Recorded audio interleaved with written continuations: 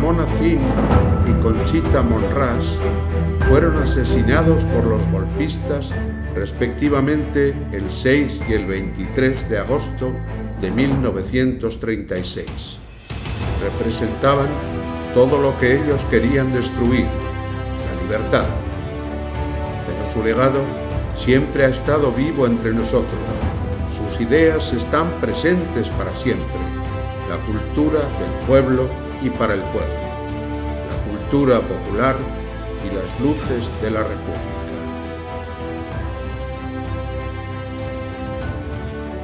Yo al escribir no hago literatura, escribo sujetándome el hígado o apretándome el corazón.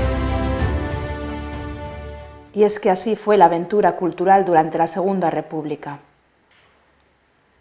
Una cultura visceral, revolucionaria, y lo era por el deseo de cambiar la realidad social de la vieja España.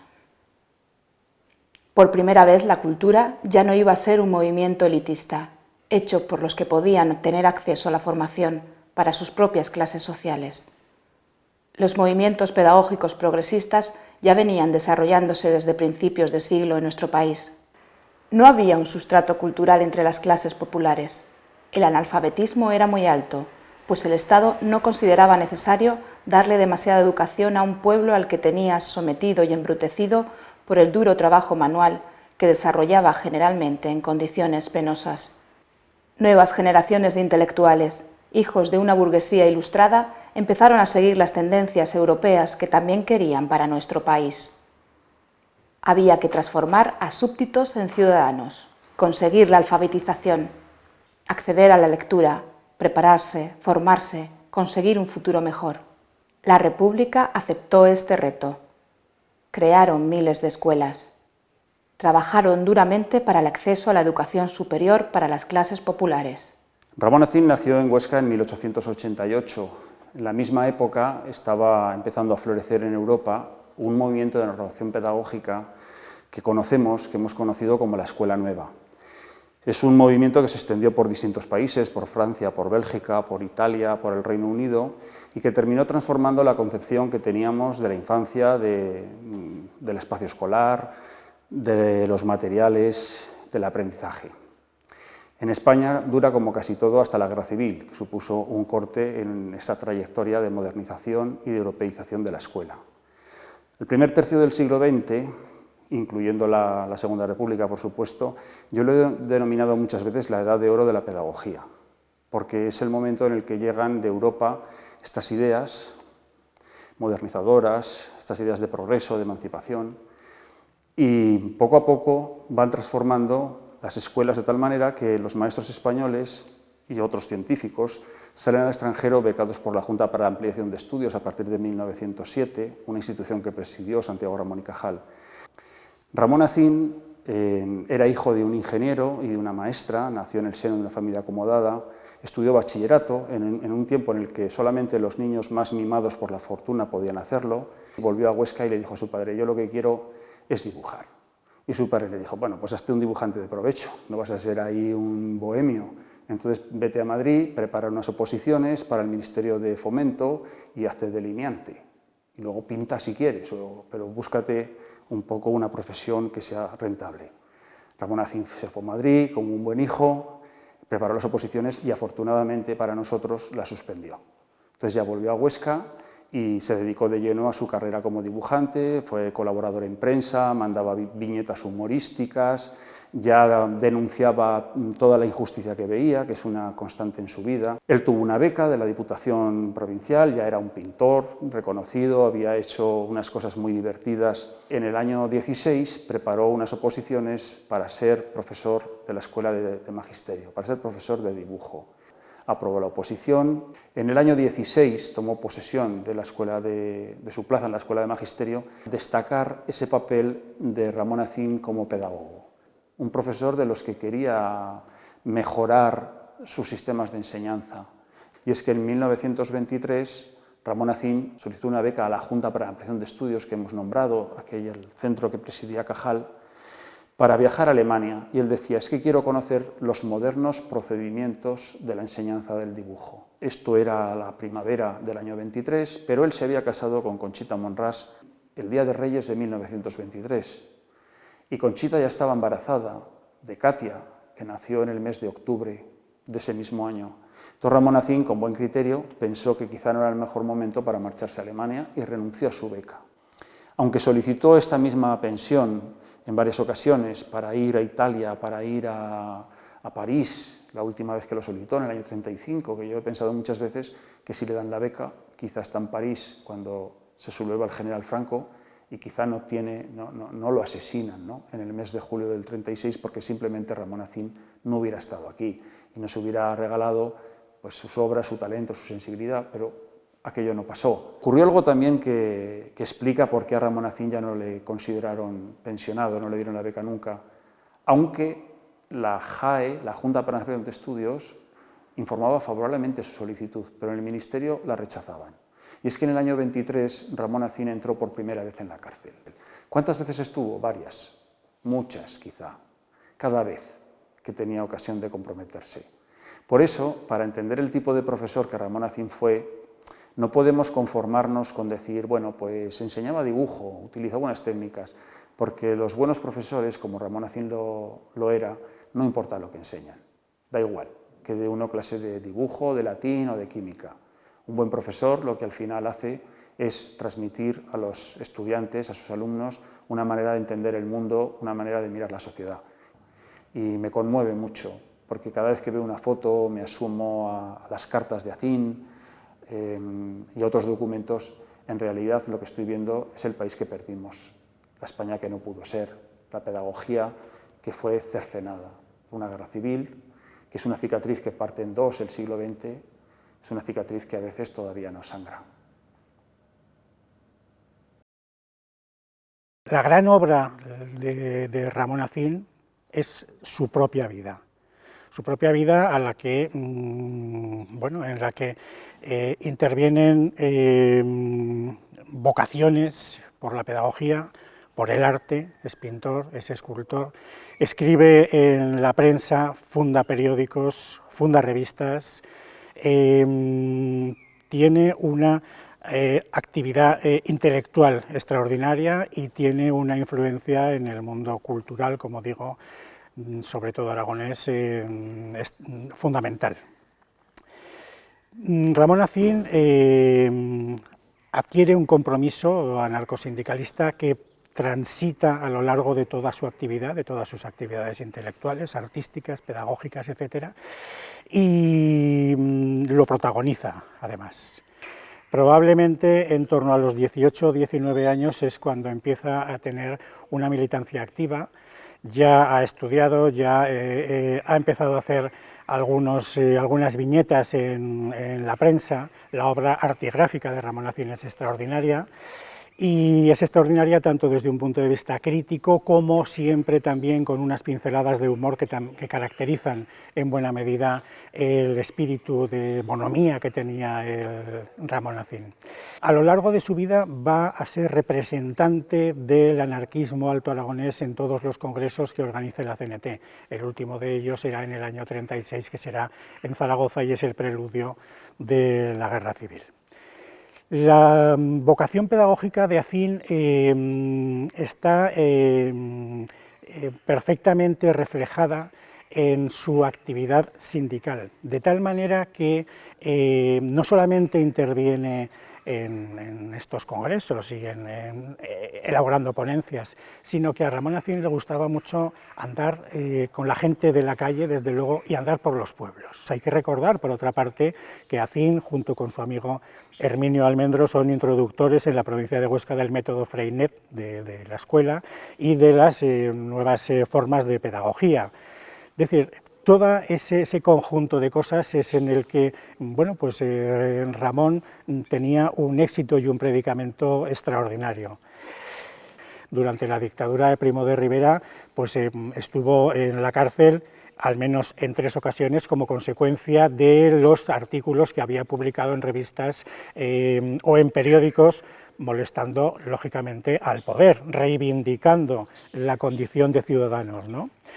Ramón Acín tiene grandes amigos republicanos, aunque los anarquistas y los republicanos y los socialistas en ocasiones tenían conflictos y tenían choques de pareceres. Sin embargo, Ramón Acín es un hombre que, bueno, pues que caía bien y que a pesar de todo pues compartía muchas cuestiones con el ideario republicano. La sublevación de Jaca, de diciembre de 1930, protagonizada por los capitanes Galán y García Hernández, bueno, pues tiene una clara identificación con los postulados políticos de Acín. Acín era amigo del capitán Galán, que estaba en Jaca. Cuando Galán venía a Huesca a conspirar para preparar los actos de la sublevación, se alojaba en casa de Ramón Acín, tenían buena relación. Ramón Acín participa en la conspiración, forma parte del comité que estaba preparando la sublevación de Jaca, la insurrección de Jaca, la revolución de Jaca, porque en definitiva es una revolución, y él estaba llamado a ser alcalde de Huesca en el supuesto de que la revolución hubiera prosperado. Lamentablemente no fue así. Ramón Acín se tuvo que ir al exilio. Quiero decir que, bueno, pues que su relación con la República no era mala, a pesar de que efectivamente luego va a sufrir algunas detenciones. Acín va a ser uno de los personajes que en la reunión que tiene lugar en el Gobierno Civil el 18 de julio, para exigirle al gobernador civil armas para defender la República. Ramón Acín, que era un anarquista blanco, que no era en absoluto partidario de la violencia, entendía que si se armaba la población iba a haber un baño de sangre. El baño de sangre lo hubo, la población estuvo desarmada y se desató una represión feroz.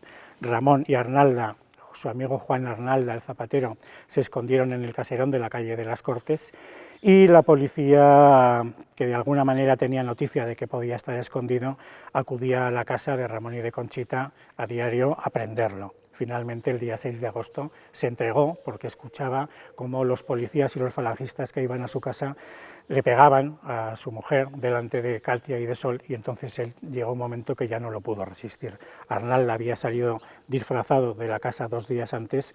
Acín se entregó y detuvieron también a Concha Monràs.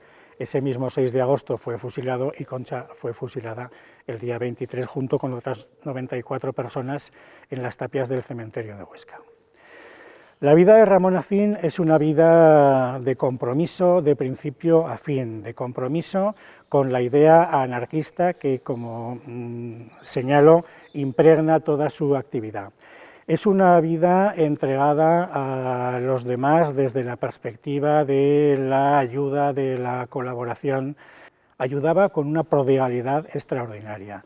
Compañeros que estaban en el paro, gente que tenía una situación económica complicada, cuestiones, en fin, en muchos casos pues de pura supervivencia. Ramón Acín, nos contaba Mariano Toñoto en esas memorias, ayudaba tanto que en la casa de los Acín se vivía económicamente con años de adelanto, llega a decir en algún momento. La figura de Acín perdura en Huesca, pervive en Huesca, a pesar de que los franquistas pretendieron echar sal sobre la memoria de los vencidos, y cuando, después de prenderlo, saquearon su vivienda y probablemente se llevaron pues mucha obra y se llevaron muchos de los objetos que él había ido acumulando a lo largo del tiempo para hacer un museo de artes populares, que es otra de las maneras de promocionar la cultura popular. Pero lo que no desapareció, porque probablemente los fascistas no entendieron qué significaba, fue el monumento de las pajaritas en el parque. Y sin embargo, ahí es donde estaba la esencia, la idea, el recuerdo, la memoria, la raíz de Ramón Acín, anclada en esas pajaritas que son el símbolo de la ciudad de Huesca, más allá de los símbolos oficiales. Si Ramón Acín, en lugar de haber nacido y vivido en una ciudad pequeña como Huesca y haber muerto tan joven en un momento creativo extraordinario, hubiera tenido la oportunidad, hubiera vivido más, pues no sabemos qué hubiera ocurrido con su obra y con la proyección de su figura. Pero lo que está claro es que en tan poco tiempo, en esos 48 años, hizo un enorme legado en todos los aspectos, pedagógico, artístico, periodístico, pero sobre todo personal y de compromiso. Los Acín Monràs vivían en el casco viejo de Huesca, concretamente en el primer piso de la calle de las Cortes número 3, un edificio señorial identificado como Casa Ena. El grupo familiar produjo aquí toda una personalización del espacio doméstico, como una prolongación de su propio espíritu. La casa de Acín era museo, la sede de un anticuario y un coleccionista, vivienda y también lugar de acogida, o escuela, porque allí estudiaban las hijas de la pareja, Katia y Sol, y porque montó una academia de dibujo para obreros, chicas y chicos y estudiantes de la normal. Era además su propio taller. El espacio privado y el público estaban en conexión. En uno de los rincones de la primera estancia está tomada esta fotografía de 1927. La foto que vemos está hecha por Ricardo Compairé, farmacéutico nacido en Villanueva, que estudia la carrera en Barcelona y terminará teniendo la oficina en Huesca desde 1921. Un artista, el mejor de los fotógrafos del Pirineo en los años 20 en blanco y negro. Compairé y Acín eran muy buenos amigos y colaboraron juntos en turismo del Alto Aragón. En realidad esta imagen es el escenario de una obra que cobra sentido con esta otra fotografía, en la que, en el mismo lugar, vemos tres elementos nuevos. A la izquierda del espectador, Conchita Monràs, en simétrica posición a la de su compañero Ramón Acín, que la mira fijamente. Fuera del eje simétrico, un pie de hierro que soporta la jaula, en cuyo interior apreciamos una pajarita. Decía Ramón que ante la celebración del centenario de Francisco de Asís no era propio tener enjaulado a un pájaro y llamarlo a la vez hermano, y por eso lo sustituye por una pajarita de papel. Estamos ante una performance. La dualidad de la pareja es símbolo del amor igualitario. La pajarita, alegoría de la libertad. Y el arte no depende tanto de la autoría. Seguramente, si la ejecución es de Compairé, la idea fue de Ramón, ni incluso de la realización. El arte es la resignificación de la vida. ¿Tiene esto algo que ver con las pajaritas del Parque de Huesca? Yo creo que todo. Describamos el monumento.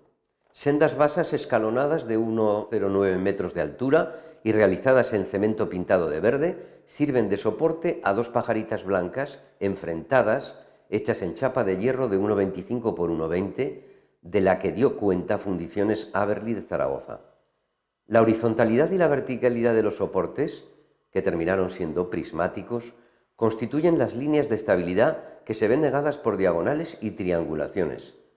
Las formas, claramente reconocibles, remiten a la papiroflexia y al juego infantil, y se ven transformadas por tres mutaciones relevantes: el cambio del material, del papel al hierro, el cambio de escala, de lo pequeño y frágil a lo grande, y la duplicidad, la mirada especular de las figuras.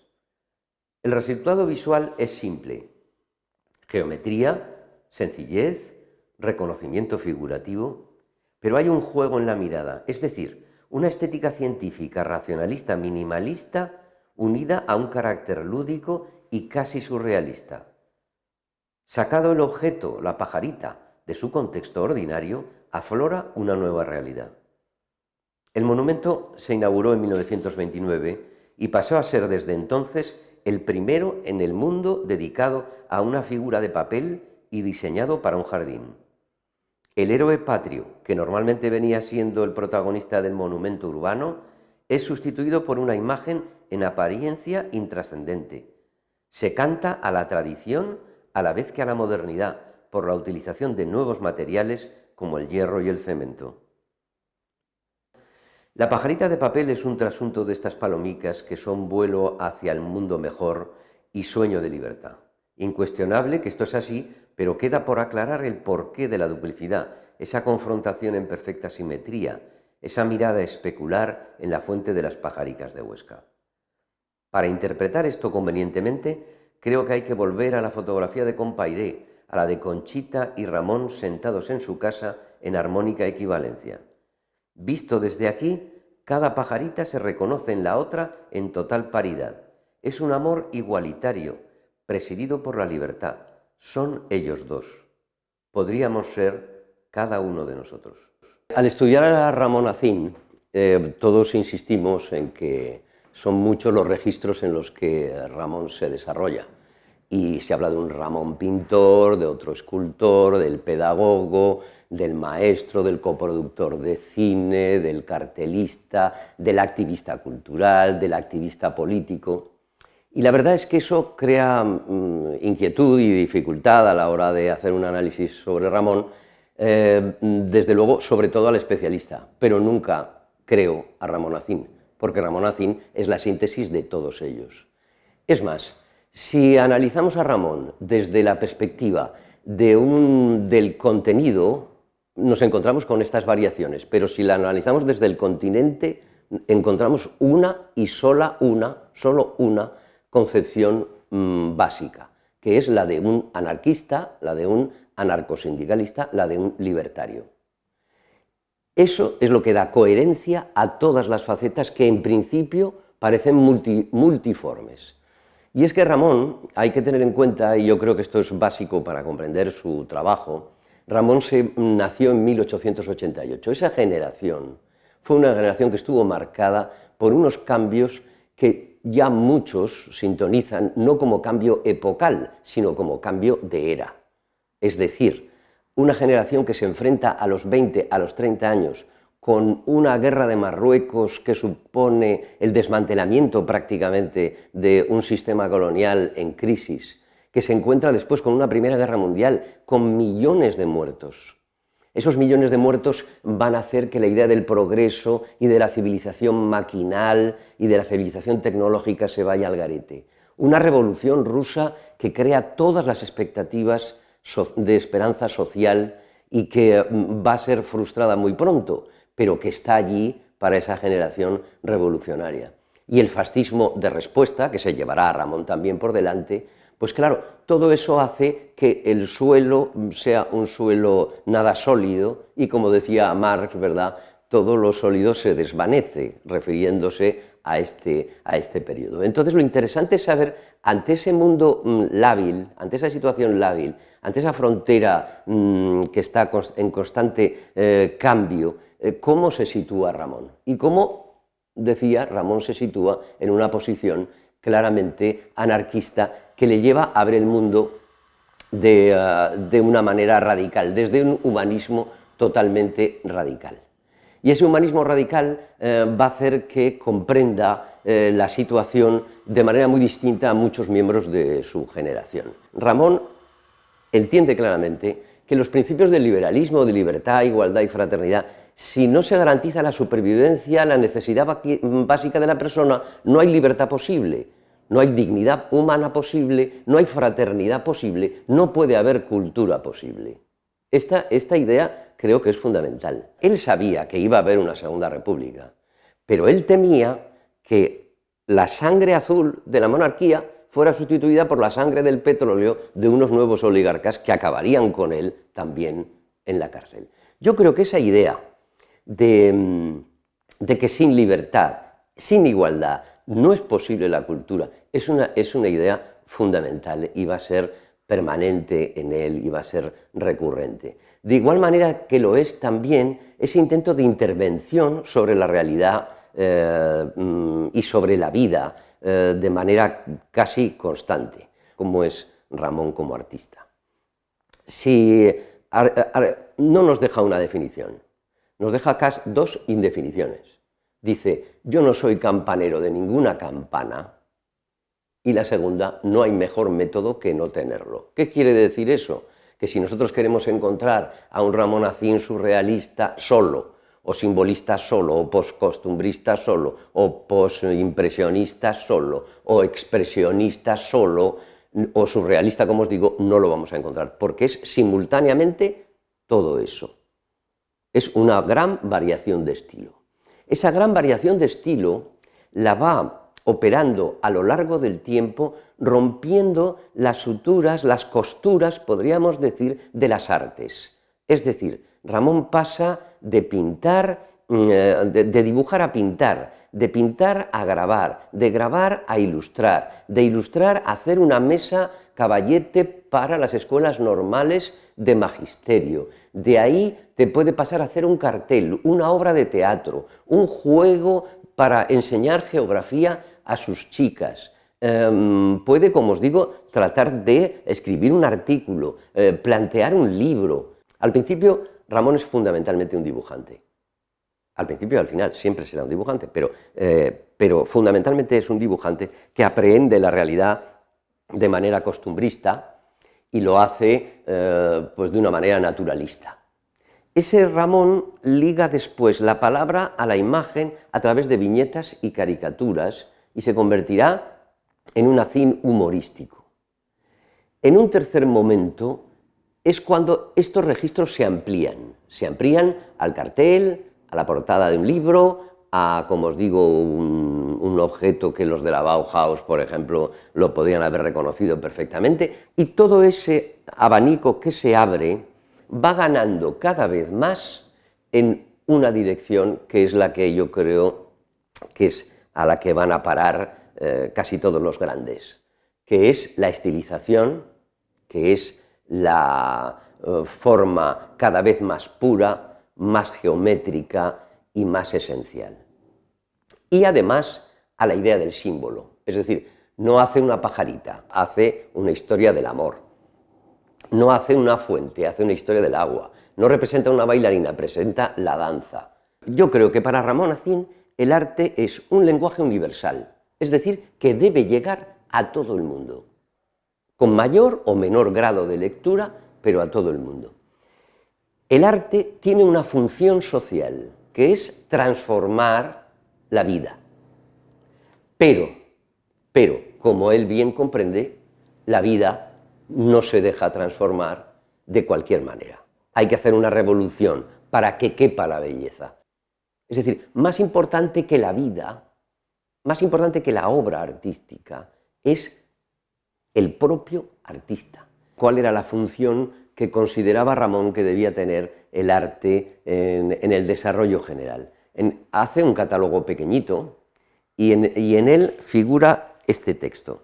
Dice así: aquí está la obra que hice y en espera de la que haré, no sé cómo ni cuándo, porque más que ser artista, en estos momentos altamente humanos, importa ser grano de arena que se sume al simún que todo lo barrerá.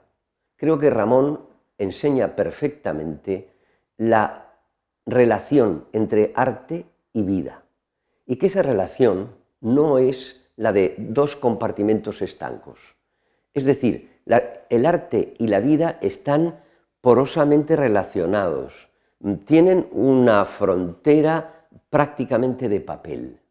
El arte se proyecta sobre la vida y la vida sobre el arte.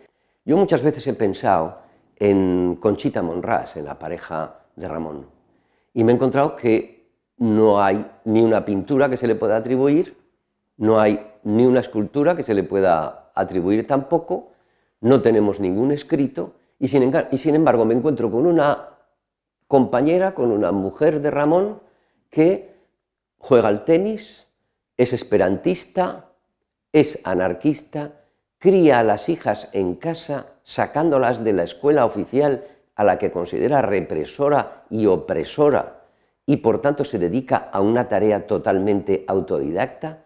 Este comportamiento, digamos, de vida ejemplar, es un comportamiento que podemos calificar de artístico. No ha pintado nada, sí, no ha esculpido nada, pero ha hecho de su vida una obra de arte, la ha modelado, la ha moldeado, como lo hizo su compañero Ramón. Y creo que esto es una enseñanza que, ahora que, por cierto, en nuestro mundo es mucho más importante moldear el cuerpo en los gimnasios que la mente y el espíritu, yo creo que es un ejemplo muy claro que nos queda hoy vivamente desde Ramón. Y el tercero, si se puede apuntar, yo creo que es legítimo hacerlo, es que Ramón Acín, Conchita Monràs y gente como ellos de los años 30 y de las entreguerras españolas y de la República Española, nos enseñan la diferencia que hay entre cultura popular y cultura de masas. La cultura de masas tiende a la trivialización, a la banalización, a la espectacularización, a la barbarie, a entontecer a la población, mientras que la cultura popular, esa cultura que estaba en la barraca lorquiana, que estaba en las misiones pedagógicas, que está en toda la función de creación de escuelas y de creación cultural en general de la República, pues hace al hombre más libre, más crítico y mejor. Los artistas como Ramón Acín no solo trabajaban en sus propios proyectos más personales, sino que tenían ya conciencia social y pretendían que su obra fuera útil para toda la ciudadanía. Los nuevos medios gráficos, escritos, cinematográficos y radiofónicos iban llegando cada vez a más segmentos de la población. La aventura del saber se expandía como una mancha de aceite por toda la piel de toro. El teatro entró en los pueblos que nunca habían accedido a este tipo de espectáculos a través de compañías como La Barraca, con Federico García Lorca y sus amigos. Los poetas como Rafael Alberti y tantos otros de su generación se multiplicarían en sus apariciones en ámbitos populares. El cine, con Buñuel y otros directores, hablaba de los problemas del pueblo llano y usaba un lenguaje visual que quería llegar a todo el mundo. Olimpiadas populares como contestación a los oficiales que los nazis utilizaban para blanquear su imagen. Jornadas de escritores antifascistas que mostraban su compromiso con las clases populares y sus reivindicaciones. Los ateneos y su labor, ya desde principios de siglo, para acercar la cultura a los barrios y ser una opción para los menos afortunados. El mundo cultural, el mundo del arte, abría por primera vez sus puertas a una gran revolución popular. Creatividad del pueblo al servicio del pueblo. Ese generoso movimiento artístico y pedagógico que quería enseñar a la población a salir de su marasmo cultural y darle a conocer las otras realidades del mundo que le habían sido negadas. No hay lujo en la cultura. Conocimiento, crítica, arte son necesidades de cualquier sociedad que beba de las fuentes de la Revolución Francesa y sus conceptos ilustrados. La historia de una gran ilusión. La historia de quienes dieron incluso la vida por su concepto de difusión cultural para beneficio de las clases trabajadoras y su emancipación. Ramón Acín fue pedagogo, ilustrador, escultor, artista polifacético, oscense meritorio. Personifica ese deseo de emancipar al pueblo mediante la cultura. La República representa también un despertar del pueblo, todo ese abanico de posibilidades que está ofreciendo, no solamente a la mujer, sino a la ciudadanía en general, hace que se pongan en valor otra serie de aspectos que hasta la fecha quizás habían quedado un poquito en segundo plano. Empieza a cobrar interés la cultura, empieza a cobrar interés el entorno, empiezan a cobrar interés todos aquellos espacios que generen conocimiento, que generen aprendizaje, porque evidentemente si la República cree en el progreso va a ser a través de la educación. Entonces, potenciar todos los escenarios de aprendizaje va a ser un elemento básico o va a ser uno de los pilares fundamentales. De ahí que todo sea válido para el aprendizaje, la cultura popular, el paisaje. Recordemos, por ejemplo, cuantísimas clases no se celebraron en espacios abiertos. Entonces, empieza a ser todo un poquito más abierto, un poquito más libre, un poquito más flexible con respecto a épocas previas. Otro aspecto importante a destacar de la época es no solamente las oportunidades que va a dar, sino cómo son interpretadas esas oportunidades. Y evidentemente la mujer va a saber captarlas a la primera, ¿no? y se va a convertir en un sujeto político activo. ¿Cómo? Pues a través de movilizaciones, a través de reivindicaciones, a través de la toma de conciencia de que les quedaba mucho camino por recorrer. Tenemos que tener en cuenta que, por ejemplo, la posibilidad de divorciarse empieza a ser una realidad.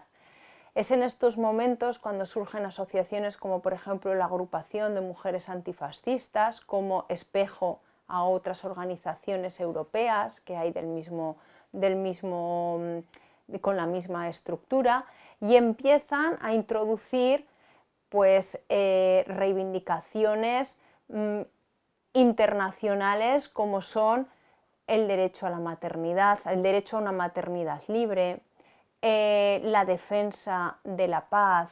Son una serie de movilizaciones que la mujer va a abanderar de una manera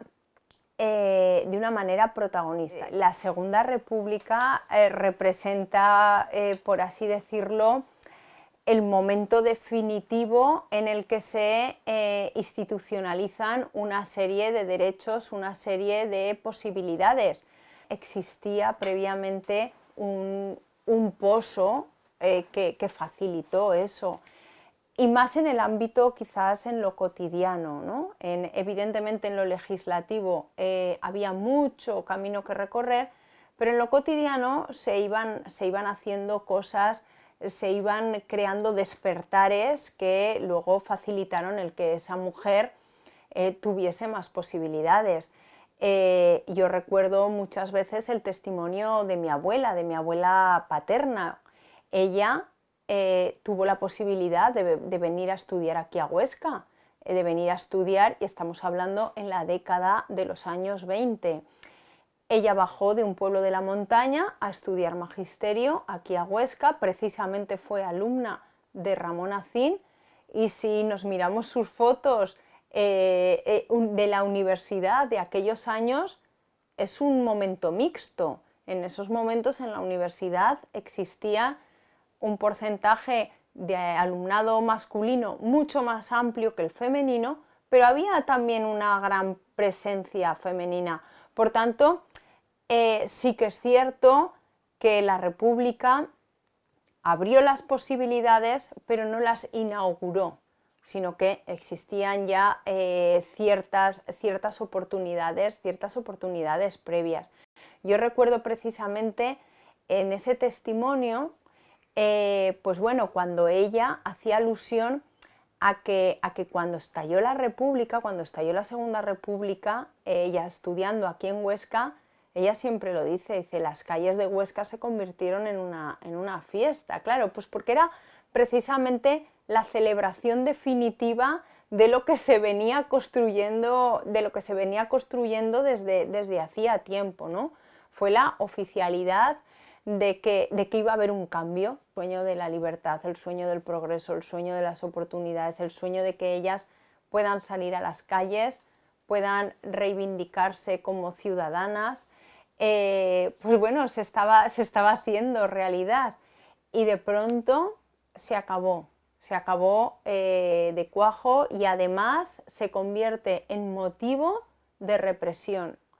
Lo cual pues, es sumamente doloroso, porque las mujeres no solamente ven aplacados sus sueños, no solamente ven aplacadas las posibilidades que se les abría en la sociedad, en la política, en la cultura, en todo, sino que es que además esa tímida participación que habían tenido durante los años de la República se va a convertir en motivo de represión, y ellas van a convertirse en doble víctimas, en represaliadas por dos motivos: por ser mujer y por ser republicana. Las mujeres no solamente fueron fusiladas, es que las mujeres también fueron violadas, a las mujeres se les rapó el pelo, a las mujeres se les humilló públicamente, haciéndoles ingerir aceite de ricino y haciéndose sus necesidades públicamente. Las mujeres fueron víctimas de un espectáculo de la humillación, de un espectáculo público de la humillación. Se les ha aniquilado desde distintas perspectivas, como aquel posible sujeto político que nacía gracias a la República, pero también se les ha anulado desde su derecho al recuerdo. Y desde luego que el franquismo no solamente ha hipotecado esa memoria a nivel público, sino que la ha hipotecado también a nivel privado.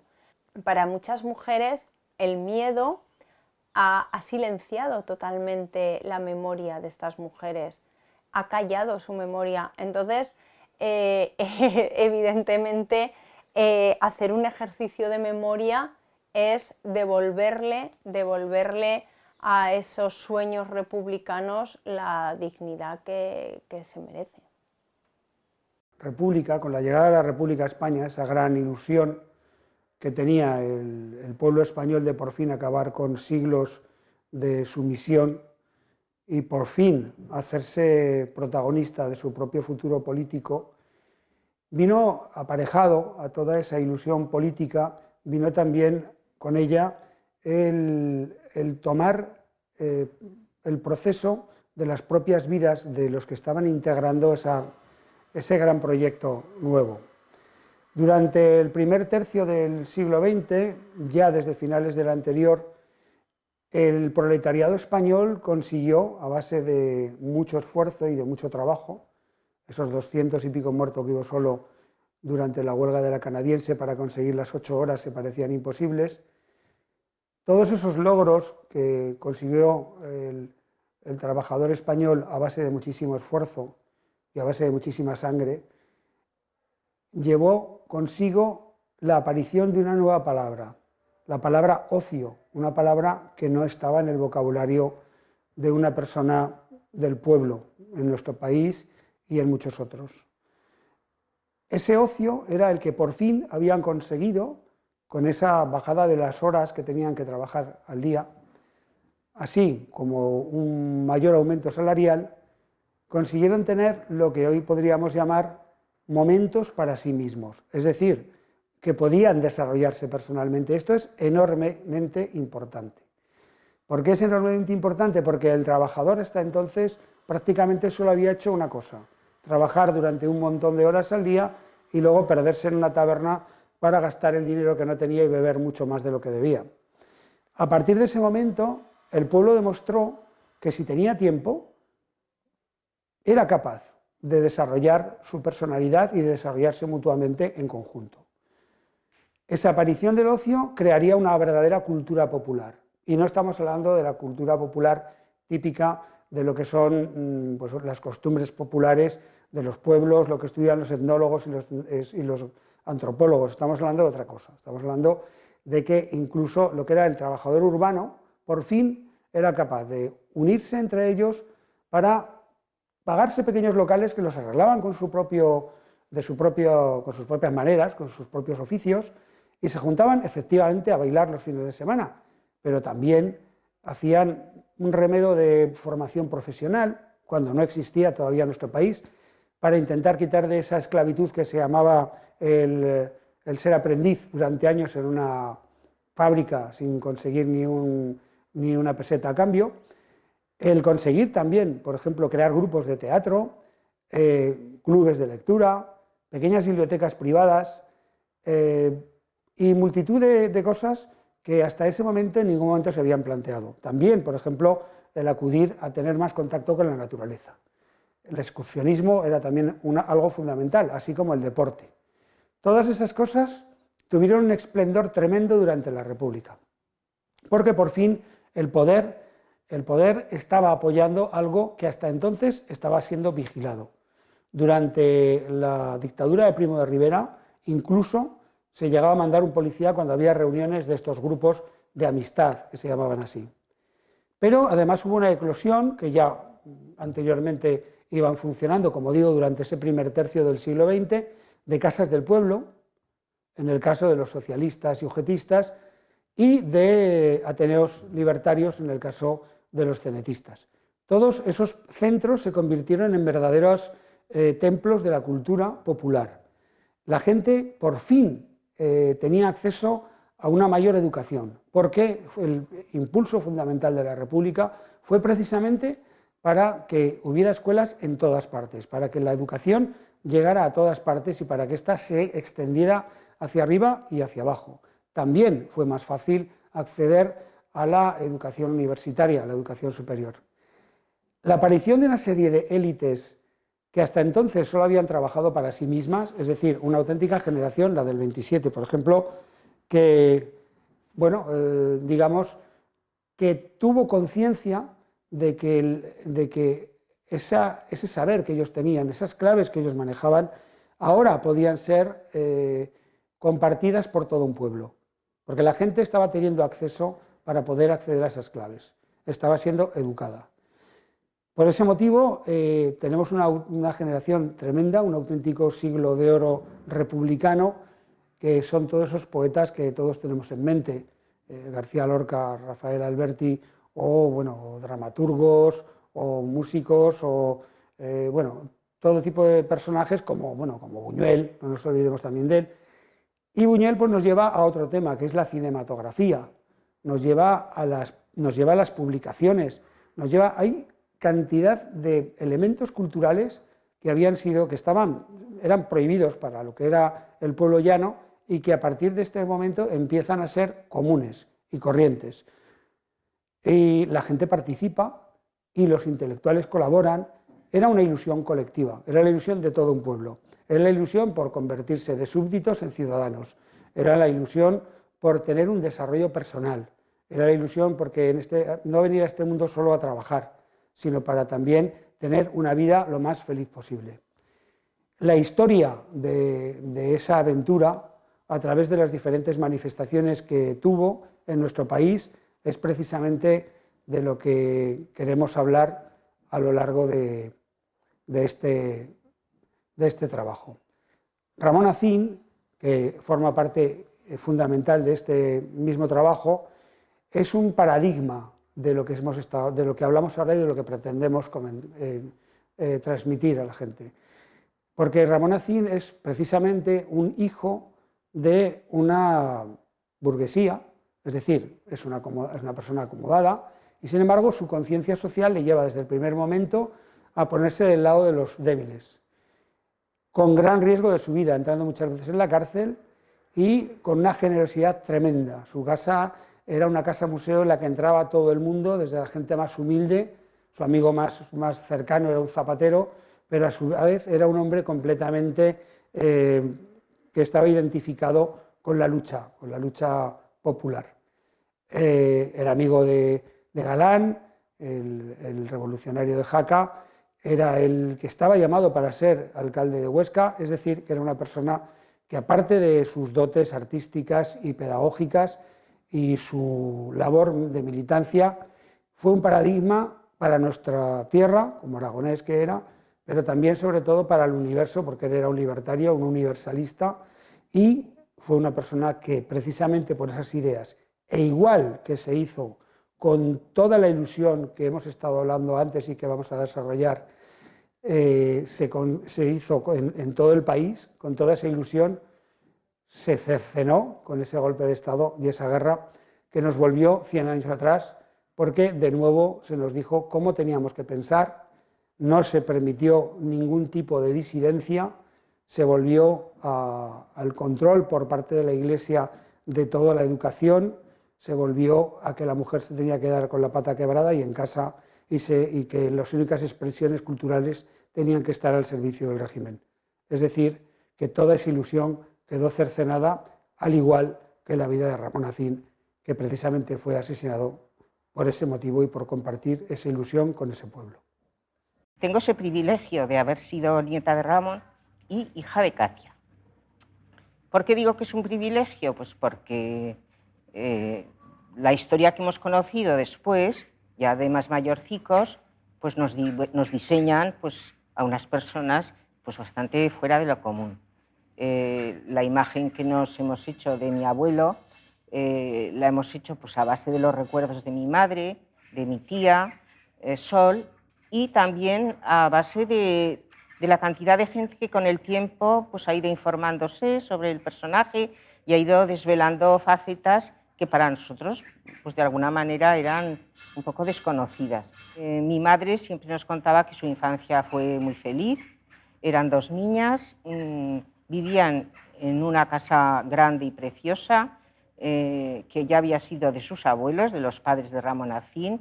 vivían en un piso y en el piso de abajo vivía una hermana de Ramón Acín, Enriqueta, con sus hijas, con Tetena y con Mari.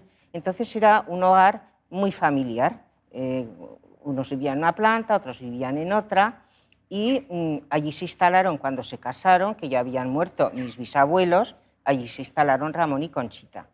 En esa casa magnífica, que era como un palacio, un pequeño museo, era una casa enorme que daba mucho trabajo a mi abuela Conchita, pero era un disfrute.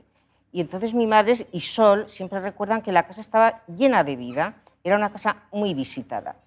Esa infancia tan feliz que vivían en casa se trasladaba también al Hortal, que era un huertico al que se accedía por una calle que estaba allí al lado de la casa, y ese Hortal pues, también es un jardín que era un paraíso perdido también para ellos, donde jugaban. Mi madre y mi tía no fueron a la escuela como muchos niños de la época, porque mi abuelo pues, tenía el privilegio de ser profesor de futuros maestros pues, muy buenos. Conchita era 10 años más joven que Ramón, y con el cuidado de la casa, de las niñas y de todo lo que traía Ramón y la comunicación con toda la gente que pasaba por aquella casa, etcétera, etcétera, pues tenía ya la vida más que llena. Mi madre y Mariano Añoto siempre la recuerdan subiendo y bajando las escaleras, ágil, fuerte. Pues claro, tenía 36 años cuando murió, o sea que era jovencísima, era potente y era una mujer pues, que parece ser pues eso, imperiosa, que sabía mandar, con carácter, pero al mismo tiempo muy feliz, muy risueña. Entonces, pues las niñas vivían mucho con su madre. Mi abuelo llevó a la práctica pues, todos sus ideales pedagógicos, lo que predicaba en la escuela normal o les predicaba a sus alumnos de lo que consideraba que tenía que ser la educación de los niños y para un futuro, y la educación liberadora y la creatividad y la libertad, todo eso, pues lo practicó en casa, lo lleva a la práctica, porque mi abuelo es un hombre de ideas, pero que las las realiza. Entonces es un soñador, muy bien, es un hombre optimista, pero es un hombre que lo que piensa lo lleva a la práctica, cueste lo que cueste. Bueno, yo los recuerdos que tengo y lo que me ha quedado es eso, de una abuela Conchita fuerte, sanísima, muy preocupada por sus niñas y atendiendo a todas sus amistades y hablando con mi abuelo de todo y contestando a todo lo que sus niñas le preguntaban con esa seriedad, y guapa, porque debía ser guapa y estupenda, y del abuelo, pues sí, pues es la imagen que todos tenemos, pues un hombre optimista, que tiene fe en la humanidad, que tiene fe en el futuro que se avecina, y que solo con el tiempo, pues cuando ya llegó la República y quizá a lo mejor empezó a ver que las cosas no funcionaban como a él le gustaban, pues a lo mejor ya sus textos y tal pues son más ácidos. A mí también me ayudó mucho a hacerme una idea de cómo era mi abuelo cuando la Fundación sacamos a la luz los escritos de Ramón Acín. Eso me pareció, yo había leído sus artículos, pues bueno, en papel, no todos armonizados, entonces para mí fue un descubrimiento encontrarme a un Ramón Acín tan humano, tan inteligente, tan sensible, tan cálido, tan afectuoso, tan honesto. Mi madre tuvo una evolución pues también muy curiosa. No fue una madre, fuimos 5 hermanos, y tampoco fue una ama de casa al uso. Mi madre se comprometía, yo creo que ese espíritu luchador del abuelo lo heredó, se comprometía con cualquiera que necesitara algo, y eso pues todo el mundo que la conoció sabía que Katia era así, o Ana María, que algunos la llamaban Ana María, otros la llamaban Katia, que Katia se le podía pedir cualquier cosa y haría lo imposible por conseguírtelo. hizo una obra en 10 años, pues impresionante.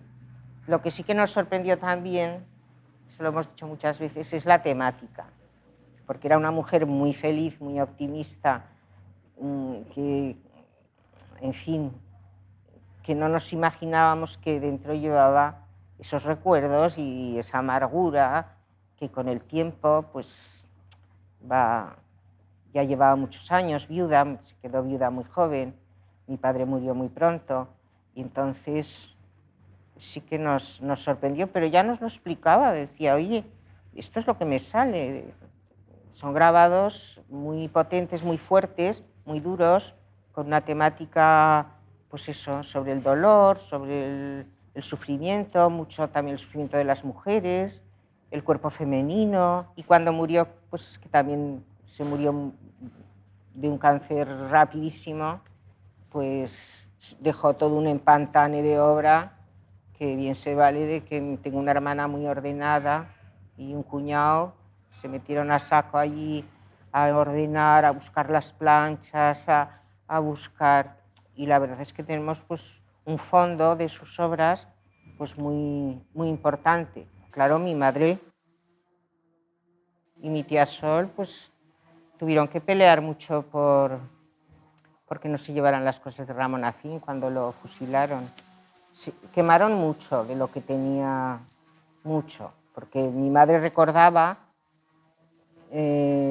cómo bajaban por la escalera con libros, con escritos, con papeles, hicieron una hoguera, quemaron papeles, y cómo los policías se llevaban los libros y se los metían debajo del asiento. Y luego pues mi madre, pues que era la mayorcica, pues tuvo que luchar también porque los muebles y muchas cosas que hoy tenemos y conservamos, de objetos, al fin y al cabo mi abuelo era un enamorado de los cacharros y mi madre dijo que no se vendía nada, y tenía 13 añicos. Con un camión metieron todo, lo llevaron a la Pobla de Montornès, allí estuvo años guardado. En esos momentos y en esa época que se vive, no sabes qué hacer con eso, no confías tampoco. Tú no sabes cómo divulgar todo eso que hay allí. La gran alegría de mi madre fue el día que apareció en Huesca una profesora de secundaria de Barcelona a preguntar por Ramón Acín. Pues bueno, empezó a desempolvar aquello y claro, Sonia Torres escribió un libro. Es el primer libro que yo me leí sobre Ramón Acín y me enteré de cantidad de cosas porque claro, pues esta mujer manejaba mucha documentación, mucha hemeroteca y allí surgió un poco con Miguel Vandrés, con Manolo García Guatas, que era compañero nuestro y un día le hablamos de mi abuelo, y con Sonia Torres, entonces ya Ramón Acín salió de las catacumbas. 11 meses ya que de mi casa salí y recuerdo que mi madre, al separarse de mí, me dijo arrasada en llanto, no tardes en escribir. Yo me alejé pensativo y no sé lo que sentía al contemplar mi ignorancia, pues no sabía escribir. Entre el fragor de la guerra y el continuo retumbar de cañones y mortero, ¿quién se lo iba a imaginar? Se organizaron las clases para instruir y enseñar a los soldados del pueblo, y con el tesón y afán y las ansias de aprender, se comenzó a desterrar la ignorancia de las mentes, y pronto se vio brotar, lozana, hermosa, radiante, cual astro de claridad, la bella flor del saber, la más bella sin rival. Ya sé escribir.